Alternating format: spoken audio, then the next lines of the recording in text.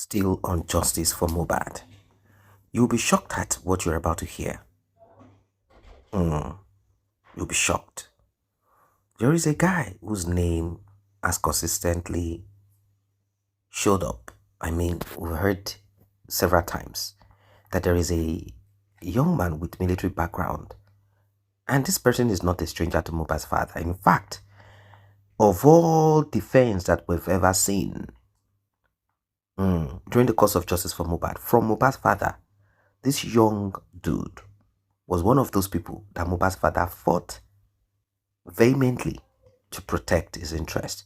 According to what we know, this guy served in the Nigerian army. I'm using the word served because I do not know if he does presently. His name is Zomo. Well, investigation and some other digging brought about this. You'll be hearing an audio recording, leaked audio recording. I want you to stay with me and you will be able to decipher this audio recording. In this audio recording, what that guy said, it is unbelievable. You know, many people kind of, to an extent, made light of the demise of Mohbad and what possibly could have happened. They didn't maybe see certain kind of dark activities that could have happened. You know, these people can be very aggressive and violent. They're talking about young people who are aspiring to be everything in life. If music is the way, if it is this, if it is that. We are talking about a group of people gathered together. Substance abuse is there. A lot of things are there. What I'm saying in essence is this. Anything can go wrong within minutes. Yes, that's what it is. Anyway, I want you to listen to this yourself.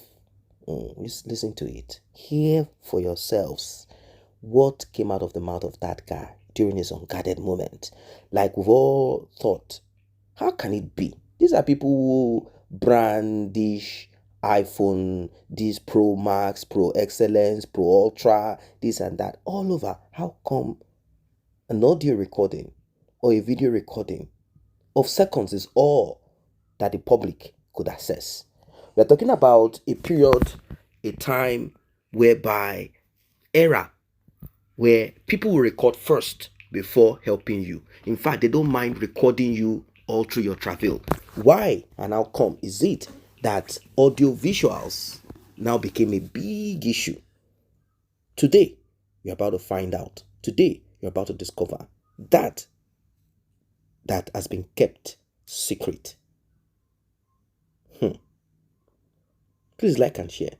Tap on the subscribe button as we jump right into this one. That is the directive of the presidency. A warrant of arrest was issued on Wunmi Cynthia Adebanjo, and in the warrant of arrest, it stated clearly she is being investigated for murder, theft, criminal conspiracy, and concealment of evidence.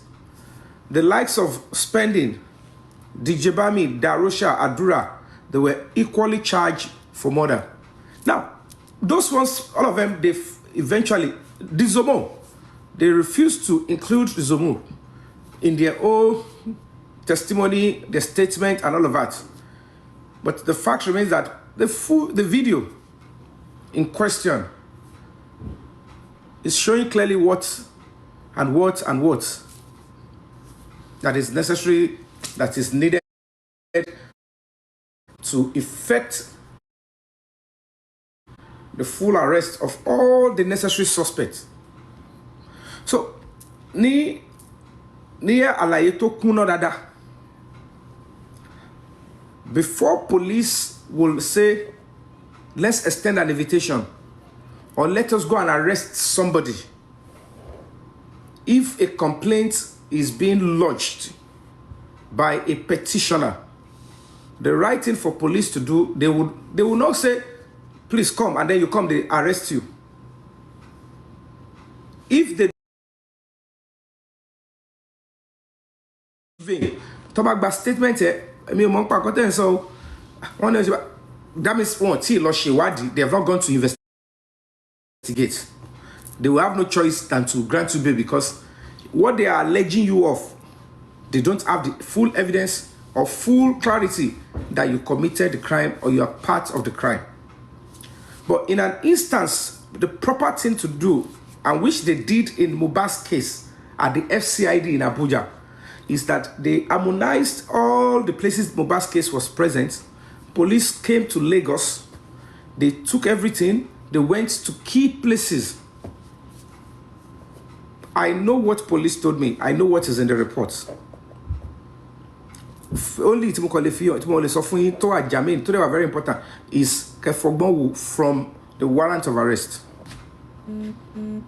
So it wasn't a child's play that led to that. So if I tell you, Wunmi looked pa Mohbad, but she didn't do it alone. She killed Mohbad alongside with some men. And all these people, the reports, indicts them. And this is one of the reasons Baba Mohbad, they were acting so devilish, demonic, betraying the temple of justice, betraying Mohbad, because they know that one way or the other people close to them are already complicit, they are accessory after the fact.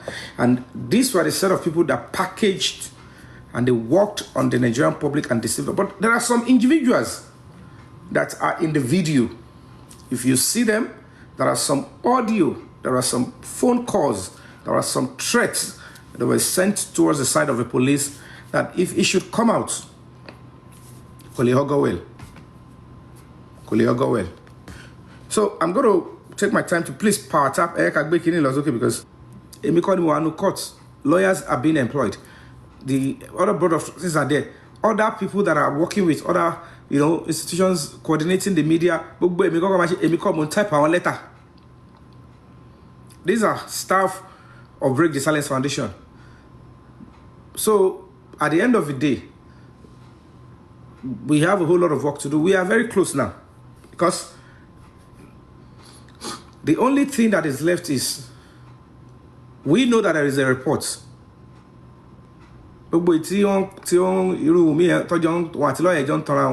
I'll play his stuff again. You hear it from here. They knew I didn't make noise alone.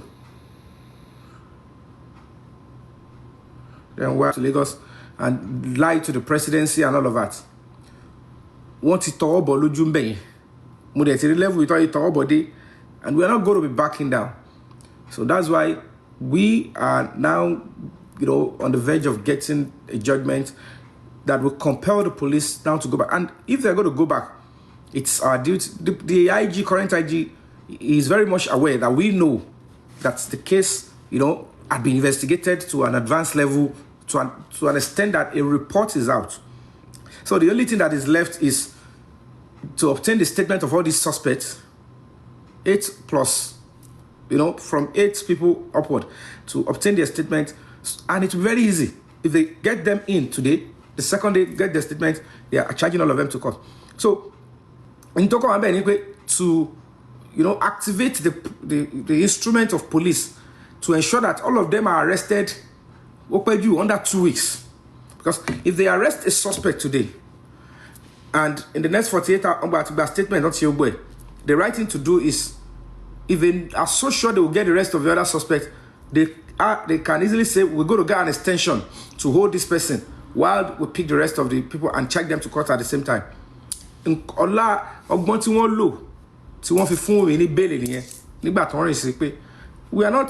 off the hook. We cannot tell you you're off the hook because we have our reports, we have the order of the presidency. We will just help you. I'm a fool any bail. Excuse me, IG there on your side. I'm a fool any bail. I'm actually pay our shin one or toku and the reason that they're more on Titamafira or toku. So like as it is now, they are making it look like they are still looking for the rest of the suspects. And then she's enjoying her temporary freedom. But if we tabasunle, tabategule, or my jelobe, And that is why it is quite important. The moment they want to start saying they should transfer any attempt to say they want to take the case to Lagos is going to be, they're going to mess it up. Don't even, the Ministry of Justice in Lagos will not prosecute. Will not, it's fully compromised. Because àwọn ìjàta ṣe bá jà nìyẹn. Àwọn ọ̀tá Aṣíwájú Bọ́lá Ahmed Tinubu, àwọn ọ̀tá justice system, àwọn ọ̀tá justice for Mohbad, wọ́n ti wọnú gbogbo system Èkó yẹn. And they have absolute control on the Ministry of Justice, this government of Lagos State. We should not be complacent. We should not allow that to go. So immediately, by the special grace of God, we get our judgment. They should charge Wunmi to court immediately. And a few of others. And they arrest the rest and join them. We are no fools in Nigeria. We are sick and tired of this nonsense. The only thing they are trying to tell us is that with money, with whatever it is, they can deceive and toy with the emotions of millions of Nigerians, the members of the voting public, and that we cannot do anything. They are making it look like if Nigerians demand for accountability and the right thing in Mohbad's case, they will send army and police to start killing us. That is time for us to stand up and say, if on this we want to stand up and face you guys. Because the DSS will not tell us they don't know. They all know the truth and what happened in Mohbad's case. But nonsense to me, man. So, and the fact that this statement and everything has never could take better money. And because there is an actress who is, helping her with some dirty connections and telling her, you will never be prosecuted. Is it not this government of Aṣíwájú? You will never be, no justice will come from Mohbad. That is the way the actress has been giving Wunmi assurances and the other killers. They all killed Mohbad. And the reality is, whether it was Naira Marley and Samilari that gave them instruction to do it, I don't know. And the police should resolve that. But I know certainly is that video,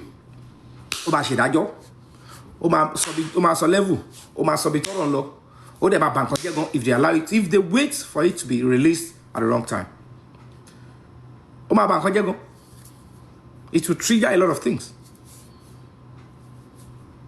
So the right thing to do is, whether the video is going to be used or not, they know, police know. They should prosecute and let them face the charges. They should let the judge know that these people are damn too terrible. How they were able to deceive the entire world. Mohbad's case is not just national issue, it's not just Nigeria issue, it's global. Even in America, in Canada, they are only waiting, they are on getting.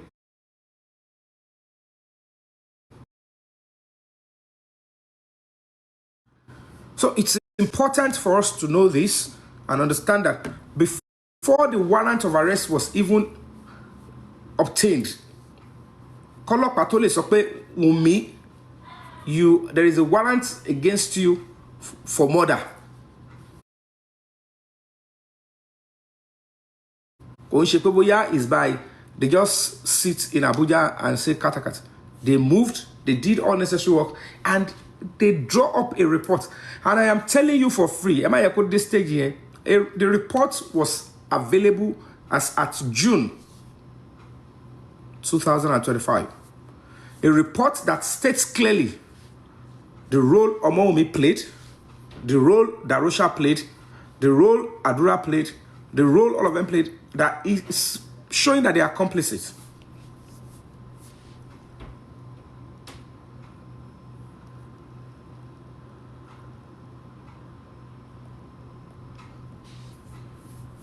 So it's crystal clear.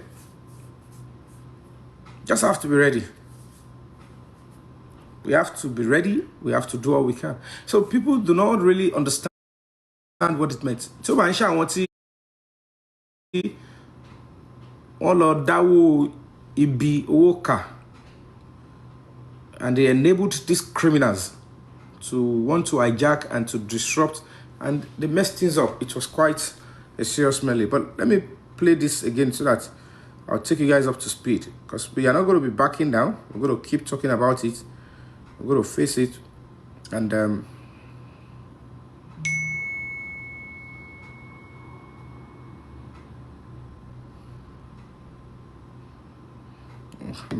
And we, as a very ní lọ sẹ́ni bí níjẹ́ kó lọ sẹ́ni bí ó kàn tó bẹ́ẹ̀ ọjọ́ ẹ̀rú ayé ọ̀bẹ understand obìnrin kó ṣáàtì scare mi pé ní issue kò sẹ́ni tó ṣe rí we never had issues. Ibo ló ti rí ọ̀bẹ? Ibo ni Wunmi ti rí ọ̀bẹ tó yẹ? Ibo ni Wunmi ti rí ọ̀bẹ yẹn? Ibo ló ti rí ọ̀bẹ? Ibo ni Wunmi ti rí ọ̀bẹ? Ó lọ kitchen ni náà.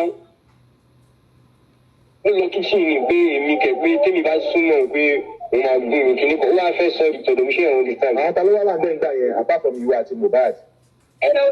People were at home now. Àdúrà wà nílé ń gbà yẹn náà. But àdúrà èmi ò mọ reason why jẹ́ pé àdúrà kò lè fi narrate àwọn nǹkan tó. Báwo ni àdúrà wọ́n kọ́ sí àdúrà ni? Àdúrà o àti can you name the people tó wà nílé ń gbà yẹn apart from àdúrà àti Mohbad? Àwa ta wà nílé nígbà yẹn. Damola, the same Damola now. Damola, me, because me, I do come and me man love boy. Ẹ máa gbá orúkọ tó ń dá yẹn. Kò ṣe pé bí I'm stable. Ṣé ń gbá orúkọ tó dá? Can you guys now see the names being mentioned here by Zomo? Now Wunmi she took knife. Ó dẹ̀ fẹ́ gún òun ní ọ̀bẹ. Damola, who has been throwing himself forward. Àdúrà, torí pé we prayed well. Only in Damola not jáde. Nobody thought that Damola should ever even be a person of interest long time ago. Nobody thought about Zomo. Nobody thought about Àdúrà. And my brother orúkọ tó máa dá o. Ẹ dẹ̀ rí pé group wọn yẹn náà lọ́jọ́ wa ní WhatsApp group wọ́n ti gbé Mohbad sínú ilé kan. Tony Zomo yẹn sọ pé let me see Mohbad's picture on the floor after he has been murdered. Let me take it back. Àwọn ta ló wà láǹbẹ̀ ń gbà yẹn apart from you àti Mohbad? People were at home now. Àdúrà wà nílé ń gbà yẹn náà. But àdúrà èmi ò mọ reason why jẹ́ pé àdúrà kò lè fi narrate àwọn nǹkan tó. Báwo ni àdúrà wọ́n kọ́ sí àdúrà ni? Àdúrà o àti can you name the people tó wà nílé ń gbà yẹn apart from àdúrà àti Mohbad? Àwa ta wà nílé nígbà yẹn. Damola, the same Damola now.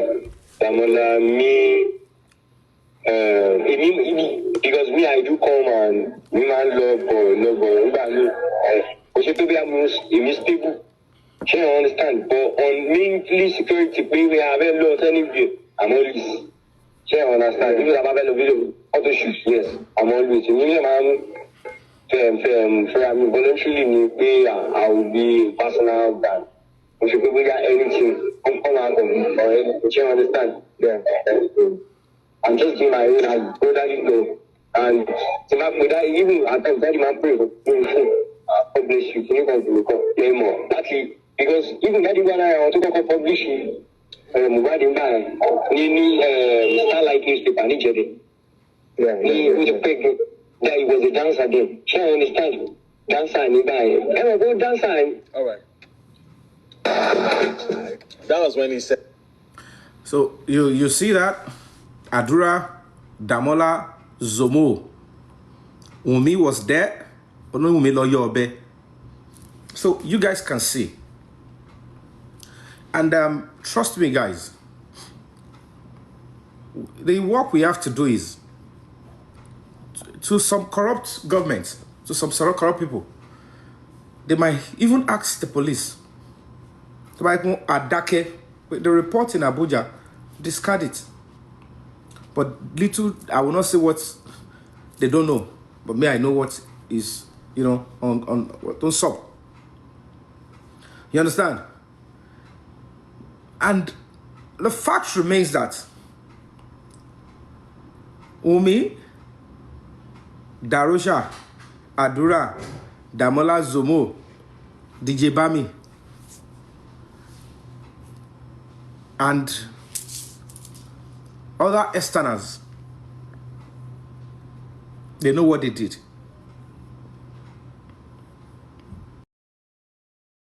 Advance the cause of justice for Mohbad to an extent that the force headquarters have reinvestigated, and there is a report which is secondary to the first one that was used to charge spending and the nurse alone. Yes, spending, me add spending. Sadiq Ayobami. So, you're not going to be... Am I for? Police did their job. And they know they have to stand by the latest investigation and reports that is indicting and, centering on 8 suspects. Eban Paratap.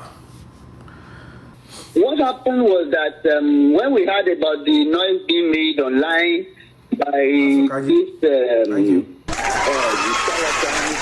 an activist, Yorifadi, we had to go. Are you with me? Yeah, we are with you, sir. Right on, sir. So I have to advise her. We have to now. If she called me and said, "This noise is getting tomorrow," what do we do? I said, "No, it's better we go to Abuja." And we went there. Unfortunately, Kabiru Aki Bolu, lawyer Patakupa, charge and bail lawyer, we have not started the noise on Mohbad's case. After September 29, mo kotong pe ni noise, mo kotong pe ni movement, mo kotong pe ni struggle, mo kotong pe ni when the public choose to demand for justice, mo kotong pe ni oto, you will see what it means. It is that time you will know that, oh my God, you often go. Yeah, you. I won't say more than that. Getting to Abuja, I personally say no. We have to do things properly. I don't know why people choose to lie. You can't just leave Abuja, leave a Lagos to Abuja. Oh, an invitation. Oh, look, oh, Shikoko, and you just leave. You are lying to people. You know what you have tried so many things to block. This lawyer bribing police, bribing people to come and intervene on behalf of Wunmi so that Mohbad will not get justice against her and her co-travelers. Do you know how many times, how many police? I don't think these people really understand the gravity was on the ground. Advantage you can't see she get lower so that weak is because it took the public a long time before they distanced themselves from Mr. Joseph Aloba. The person that is stage come up divert the public from the wrong place, and he was using the public to fight his fight to get control of Mohbad's property. When it comes to justice, he's never interested. He has never done anything to look for justice for Mohbad. He only saw the advantage that I can use the public. Mohbad not also but she machete ma fi retain. Táwọn tó ma fi wọnú case. Tó ma ló fi wò pé kóun lo public, kóun fi fight Wunmi, ó sì lágbára jù. Kóun fi gba property ọmọ òun. On a very good day, ṣé ilé wojú ẹ̀ ni. Ẹ mọ̀ pé ti wẹ̀ sí lọ́wọ́ ti pẹ́. So if the public are not ready to understand that, the only thing he used all of you to do is he used you to raise an army, raise people, and to look for fund to start act as if case property after everything. Because at some point he compromised. He didn't just compromise because Adura and Darusha were involved. He compromised because there was greed. He was just scared of those people. He thought that government would never listen to the case. They will now risk the government for those people alone. No matter who is, it's not Mohbad's case is not a state murder. It's not state assassination. To lose his entire career. Even the one he said, she hunted, and he was still hunting for many years,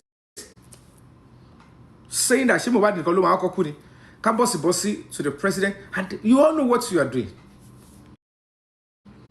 If there is anybody you are seen as Entoma Foriko, you thought the second time of Ashiwaju Foriko, that's if he accepts by himself and the people around him. Because how many things will he even be on? We okay. Dear Loku. Emagolo. I asked her to wait. And I went to Port CID and I introduced myself as a lawyer. I said I had some online rumors that they are looking for my client and there is no formal... Eboro, you went there, online rumor. They're just deceiving the public. And to us at that time, there is a warrant of arrest. Warrant of arrest. You have even been aware that the tactical squad, 2 tactical squad have been sent out to fish her out anywhere she is. What's it be spending? Spending the kaburuburu. I don't get akwara paniwa ju akuyanyan.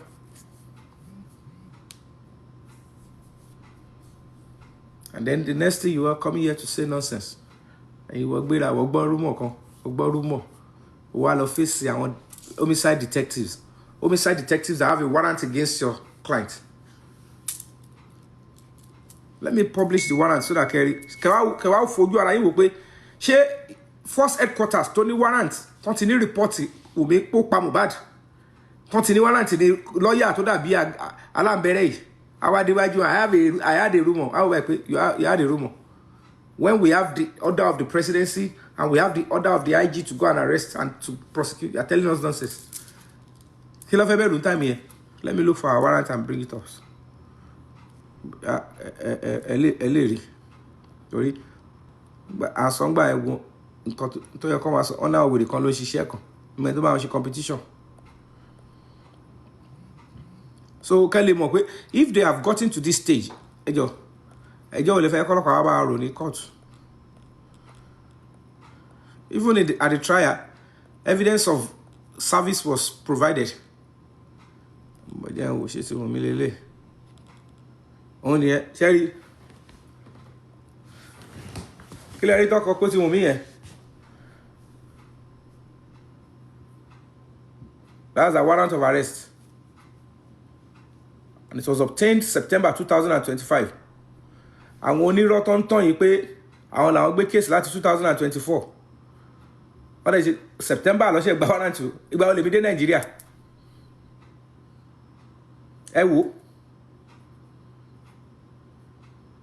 Don't forget, I got to Nigeria August.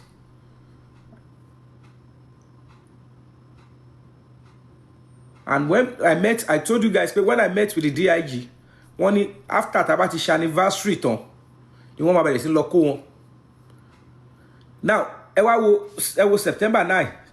To walk back in it. I will not see I want your path. One pay one loss, sick, one fellow Wunmi. And your warrant will love Fimuleko.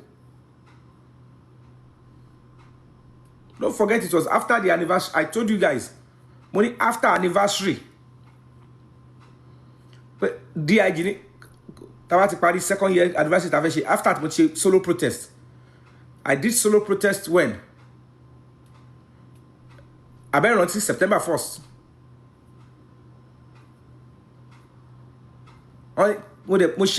After the cost statements, when they did this series of meeting, mobilized them for the warrant and everything, and then they said by September 9 they got the warrant of arrest. So I want to lose before this date. If the warrant was just issued on the 9th of September 2025. To ba binu and you speak from the place of pain. Wan lo ni gberaga. Báwo ni iṣẹ́ tó ti dé advanced level báyìí. Wọ́n dẹ̀ dáwó, wọ́n dẹ̀ bá gbogbo ìrìn àjò. Wọ́n bá jẹ́ wọ́n ṣera wọn ni o. Torí tó máa jẹ́ lómi ṣì ń jẹ́ nǹkan lọ́wọ́. This is a public document.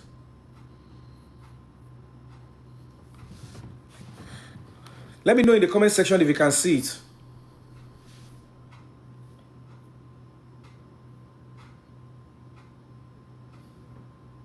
Sherry.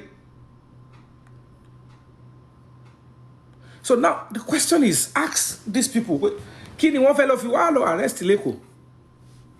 because as at the 9th of September, want to lost, want to lost Eko, want to shake back on call of hijack, one replace, want to break the silence. Because the directive of the presidency says work with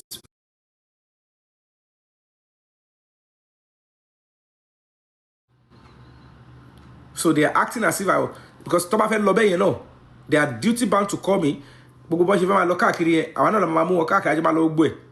It's possible, it's allowed under the law. So instead of that, they replaced me because one team of one ball, want to pay one, want to say, call replace our barada. When the investigation was ongoing. Oh, need the I want you to mamu okiri konfe omo bi ti parents wa ma lobe.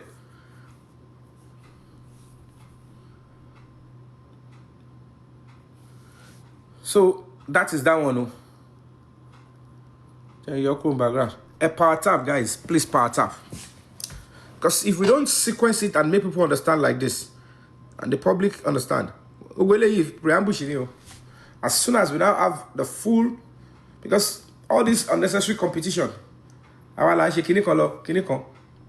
won't slow you down. Because most of you, TikTok, J4A movement, and the mind of your own. When these people come up with their lies and charades, you follow them because they have access to mic, they have access to phone and cameras, and they have some platforms that indulge them to allow them to spread their lies. I mean, reason to match it set. I didn't start acting as if I want to do justice because Morike's Mohbad. I was already on ground. I've prepared myself. The NGO is there. The only thing that was lacking was fund, and it's not because, as at that time, Tibaniki says, "Okay, I finish case Mohbad, but I have to go and start sourcing for fund in all these organizations here and there."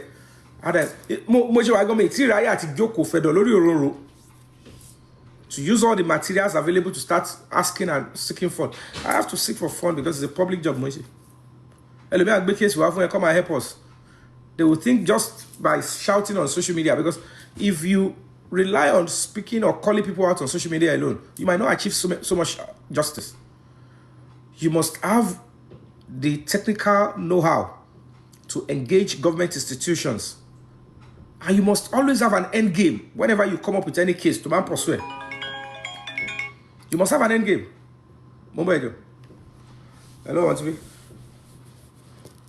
Sure. Get in. Oh, I don't live. I'm going to is it live on TikTok? I'm going to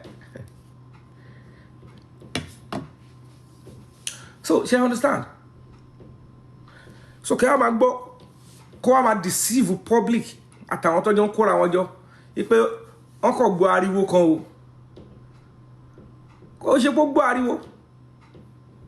Dabola spoke, Spendy spoke, and they corroborated it. And the beauty of it, previously, investigation of Toshileko, there was nowhere Dabola's statement ever reflected. He wasn't even a person of interest. Ṣùgbọ́n Ọlá Àdúrà, Ọlá pé Simi, kini ti lọ́gbọ̀gbọ̀n, he pushed him out and he brought himself out. So we got a video. I will talk about of blessed memory. Look at there was an obituary to explain when she's going to be buried. Look at the evil and wickedness. Tí Wunmi yẹn ṣe Mohbad ìgbà tó ń sin. Kan sáyé sin èèyàn, kan rush sin èèyàn. Wọ́n sin pọ́nṣọ́pọ́nṣọ́. She defecated on the memory and legacy of that boy. Mohbad yẹn máa báyìí pé how can a celebrity be buried without no organization? Kò sí organization. Wọ́n sin jágbajàgba, wọ́n wu jágba gbogbo. Wọ́n wá gbé sí mọ́ṣúárì yọ̀ngbọ̀nyọ̀pọ̀n. Wọ́n wá para dáradá. Ta ló ṣe? Because ó ṣì ìyàwó fẹ́, ó ṣì ọ̀rẹ́ ní, ó wá ṣì òbí ní, ó wá ṣe ẹbí, ó ṣe ẹbí tó pọ̀ pẹ̀lú. Òun ni gbogbo orin àjọ ẹ̀ ṣe rí bẹ́yẹn o. òun tọ́lọ̀ fún lẹ́bùn orin tó ṣe kí tó yẹn tó ti observe pé plenty enemy tó yẹ kó ti sọ ẹni dòdó ń dá wà. Ara nǹkan tú bọ́ yẹn tí pain yẹn fi pọ̀ jù nìyẹn pé ẹ ṣe life mi báṣubàṣu, ẹ pa mí yánkanyànkan, ẹ wá sinmi yábayàbá, ẹ wá wú mi rọ́kan rúdurùdu, ẹ tún wá lọ tọ́jú mi sí mọ́ṣúárì yánmọ́yánmọ́, ẹ ṣe wá gbàgbé mi síbẹ̀ rádaràdá.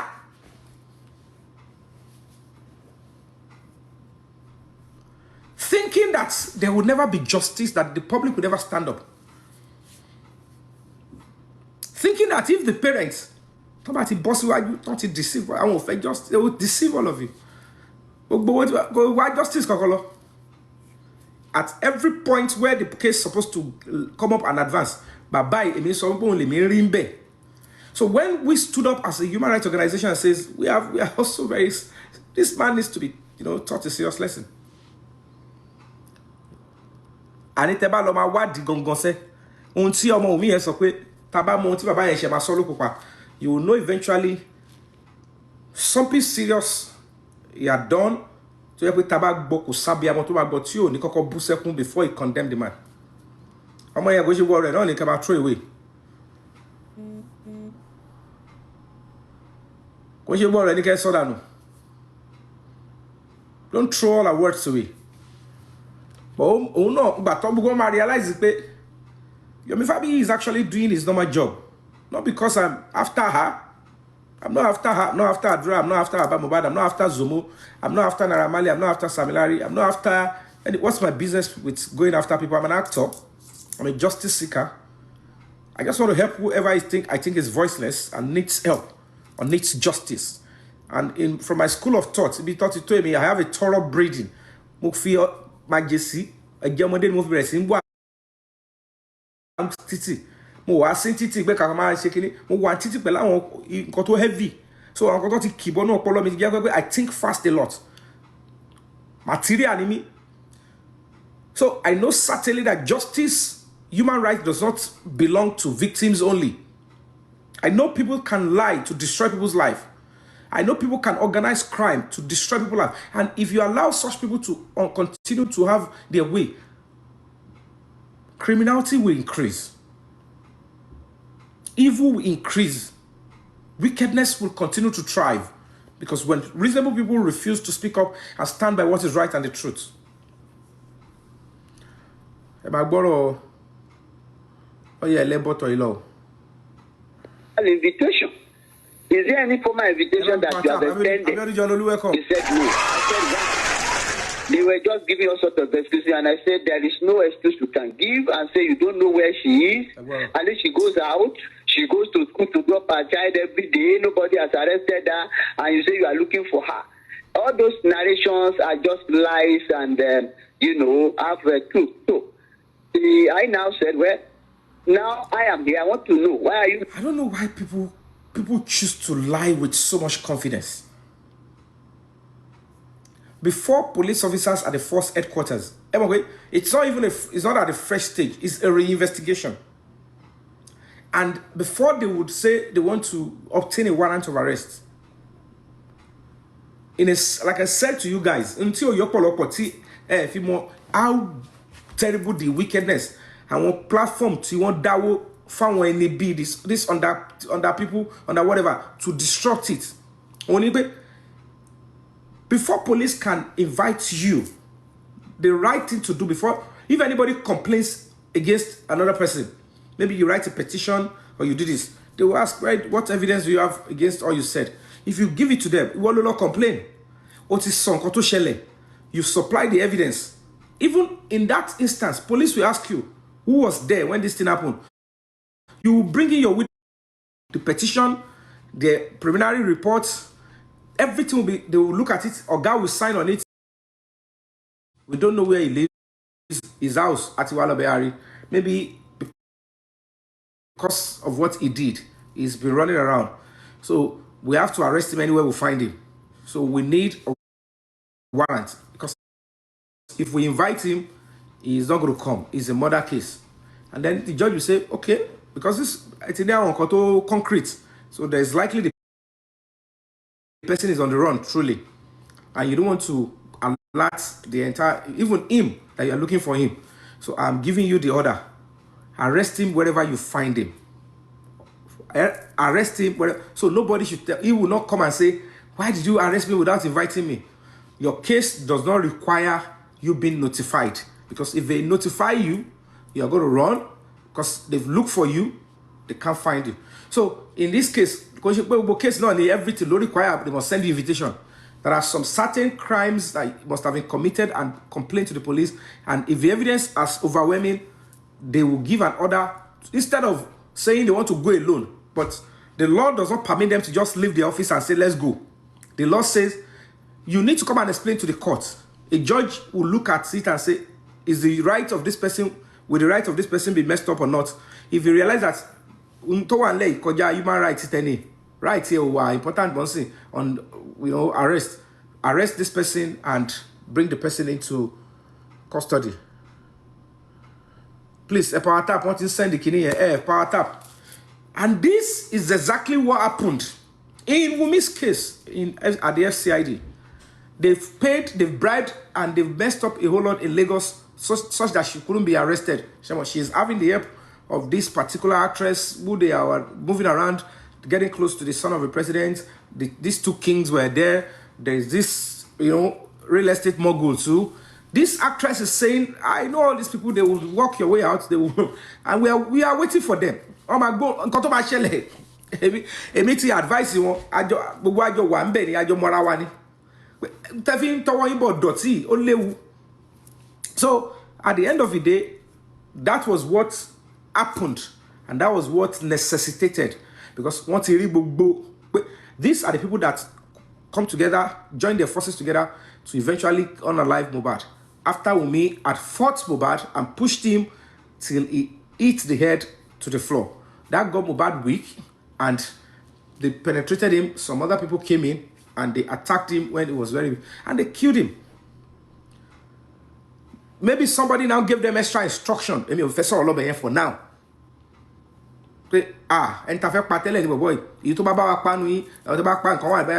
Whatever it is they've done, it may call massive way, because all I'm just going to tell you is this one that can get us ready. And that was, they killed Mohbad. And that's why at the end of the day, they were like, he was bleeding, and they are looking for pharmacists to come and treat. Not even a nurse, not even a doctor. When Kuramed Hospital is just 5 minutes away from Mohbad's house. And don't forget, my case and my own investigation is very direct. I took you guys vividly. Nobody ever did that to all of you before. I was the only person that gave you images, pictorial and digital evidence of the distance of Mohbad's house to Kuramed Hospital. Because anybody to find lórí ọ̀fẹ́ yẹn. It is still us, Break the Silence Foundation, that gave you guys a vivid insight of the interior of Mohbad's house, particularly the bedroom. Nobody did. And of course, showed the picture of Kuramed Hospital, out the distance and all of that. And then we were the only one that ensured that we interface with residents, Mohbad's neighbors, and then even security personnel. There is a security officer that I spoke to. Anybody saw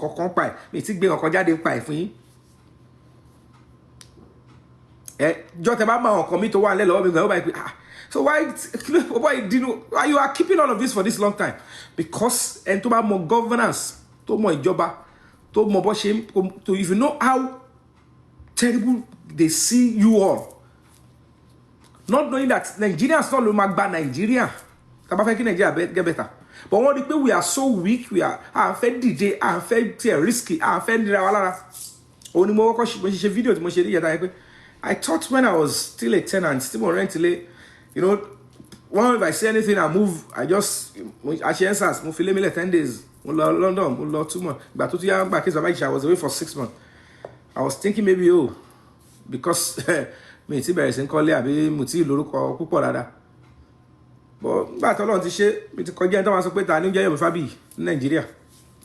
tó bá dárúkọ Yomi Fabiyi gan, ó dà pé èmi nìkan mo jẹ́ bẹ́ẹ̀ gbogbo Nàìjíríà ni, and there are so many Yomi Fabiyi, but when you look at it, tó bá ní Yomi Fabiyi, ó dà pé èèyàn kan ló sì ń jẹ́ bẹ́ẹ̀.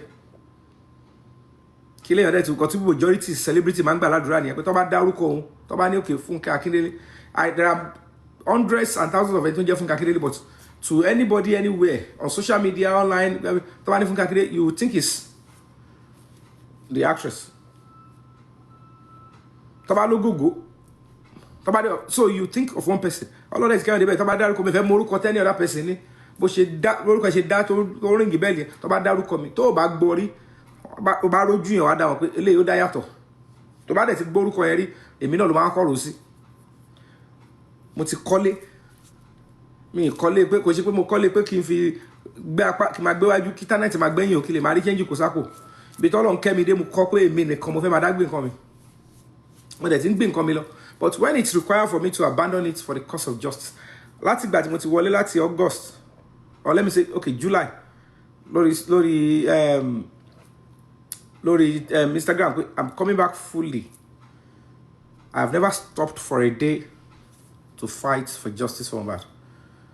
And it is because at that point in time, it is very important for us to reassemble the public to fight the right way. You can see, I brought the AIG, who was Commissioner of Police then.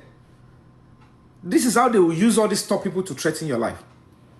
He is coming out to he openly deny. He said, I wasn't the one that instructed my Assistant Commissioner of Police to threaten you to get involved. He said, look at, they are involved. Because he understands what is coming. And to Balujunu, oh, in Conlambo, Tobatite deep in the body. And that is why even I can tell you, kudos to the National Security Advisor. I like you knowing the body. He didn't trivialize it. He understands the gravity. They know what is obtainable. They know what is going on. That it's messed up. In fact, in that time, it's quite a shame that evidence to you regret doing this. You regret pushing your husband. Body eating. Any sensible person will not be looking for a way to say, well, on behalf of you, we have taken the right step with that. Despite the fact that added evidence, get tickets about court. The Zomo,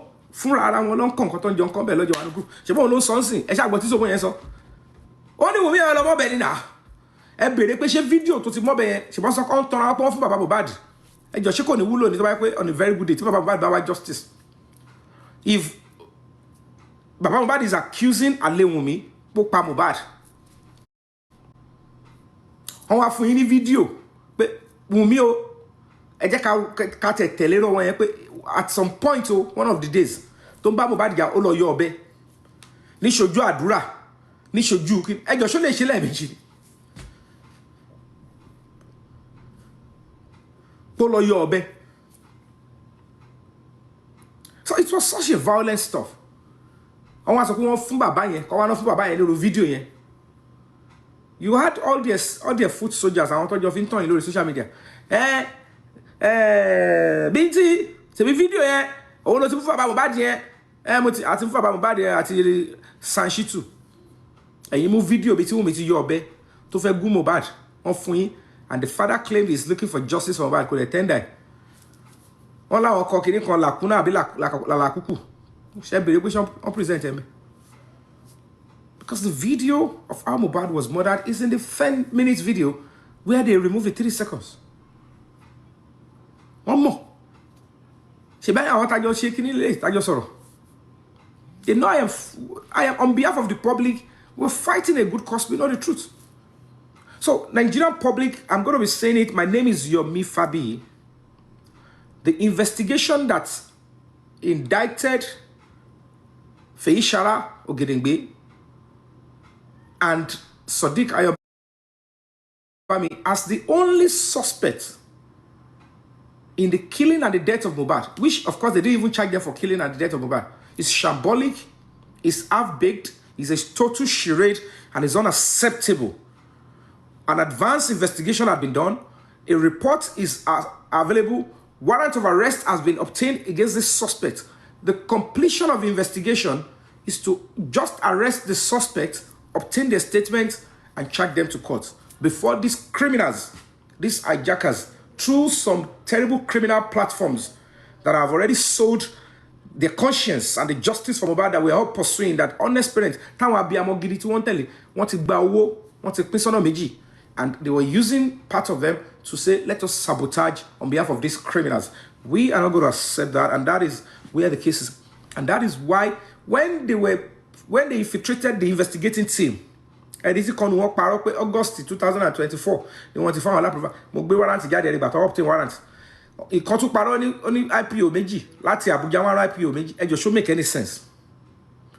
It's because ìjókòó jọ ń pa ogun àpapọ̀ nírú àwọn ọ̀dọ́ tí bẹ́ẹ̀ yẹn lè ṣe lè máa sọ kọ́ máa sọ̀rọ̀ tí ò tiẹ̀ hard up kẹ́dẹ̀ dùn kẹ́ máa gbọ́ just because they want to deny Mohbad justice, so that what those people that killed Mohbad or similar people can go after yourself, your children, and other innocent children in Nigeria. They thought they were doing social media stuff. We are fighting for the soul of the country, and they are there because of the pot of porridge. By change it of everyone, they began to sell their souls and conscience. What did they go to the enough? But welcome back. Well, you heard it all. There is nothing much to say here. Yomi Fabi, kudos to you. He has done extensively a good job, and he has stood unshakable on this justice for Mohbad, even when a lot of people became kind of frustrated and tired and they left when people turned it into fracas. He remained resolute, pursuing it doggedly, and this is how justice is served and gotten in climes in countries where things work. You hear of cases that have gone cold for 20 years, 15 years, and all of a sudden a new lead comes. It means that there is somebody out there who is still constant. Once in a while, they check up, check on, they still open that file, dust it, search, connect the dots together. That is how it is supposed to be. The lawyer representing Wunmi definitely is doing his job. That is the job of a lawyer. I will not say otherwise. Lawyers are not they are not lawyers for the kind of justice that a lot of people think. Lawyers are not pastors that you are expecting them to be loyal to morality to an extent. The job of a lawyer is to protect his or her client. It doesn't matter if Cynthia is a criminal. The job of Cynthia's lawyer is to protect her and make sure she does not go to jail. Lawyers do this. They cover crime. These are not activist lawyers that will say, the reason why I became a lawyer is because, no. She got a lawyer, and the job of a lawyer is to protect. And what is our own job? To make sure that the lawyer does not cover up and cannot cover up crime. You heard it. You heard that audio recording. And you heard the resolution of Yomi Fabi on this matter. That he is unwavering. He will not stop. He will not stop. He is unwavering. Petitioning Cynthia. What about the audio recording? What about the Zomo guy? What about all of these people? All of a sudden, Mohbad's father has gone underground. That is because the DNA thing definitely was going to be manipulated. You know, the society that we live in is the kind and type where people embrace wickedness. Yes, they do. They will be like, what is it? Particularly if it has to do with a man. Men do not stand that chance. They do not stand that chance at all. A woman can bring a child that does not belong to a man. They will be like, what is it, Seth? What's the big deal? Do you know what the man must have done before the woman will go out there and get a baby from someone else? I beg you, what is it? That is the kind of society we live in. A society where women want to be condoned, and their excuses, what about men? What about men? We were married, we were in a relationship, he got this lady out there pregnant. What about that? So now you guys are complaining. Well, whichever, whatever.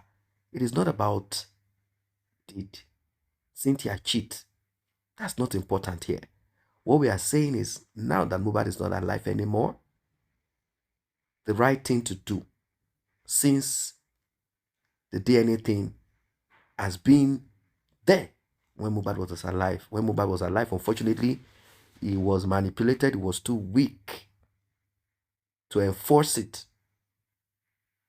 Maybe he was looking at the little boy and he felt like, maybe because I did it too, and maybe it's my baby, and this baby is now looking like my own. No, he could not get DNA done ASAP, like once and for all. He could not get the DNA test done. Can you imagine? He couldn't get it done. It is so sad. What are your thoughts, ladies and gentlemen? Drop your comments.